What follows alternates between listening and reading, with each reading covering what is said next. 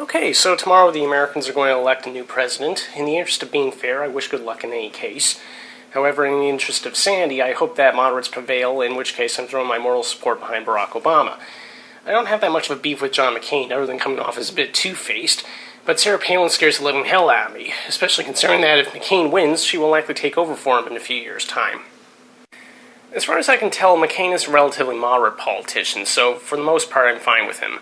Palin, on the other hand, has always come off as divisive, self-absorbed, fundamentalist, and incredibly regressive. Honestly, picking her as a running mate was just plain stupid. Americans all across the political spectrum want to change from George W. Bush's fear-mongering power trips, yet Palin comes off as a slightly dumber version of him, if that's even possible. When the high-ranking level of the government has little to no clue on foreign issues, doesn't even know what a vice president's job actually is, and either doesn't understand what freedom of the press means or chooses to ignore it, then he or she is totally unqualified to be in that office, period. Thankfully, it seems that most Americans are feeling the same way, and even a lot of Republicans think that Palin is hurting them badly. So the thing I can't understand is why some of her supporters come from the walks of life that they do. Palin claims to be an average, struggling hockey mom, but considering that she splurges at least hundreds of thousands of dollars on her wardrobe, has a huge staff to juggle her family, well, seeing that she's even remotely like the average American is kind of like saying that I have something in common with Jay-Z. Finally, I believe it's been said that there's a special place in hell for a woman who refuses to help another woman. So where does that put Sarah Palin, someone who regards rape victims with total contempt?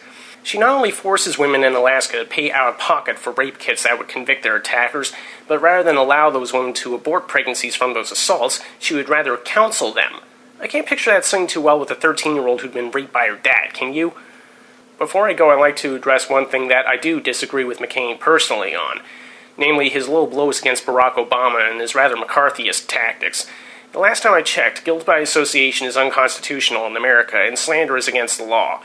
So, frankly, calling the guy a Marxist and possible terrorist sympathizer, particularly with very little proof, only panders to the sort of people that McCain has traditionally sided against, namely neocons and bigots.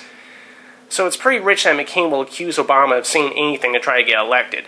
And by the way, why is it that a lot of the people who attack Obama for being left-wing call themselves Christians? After all, Jesus was a compassionate socialist.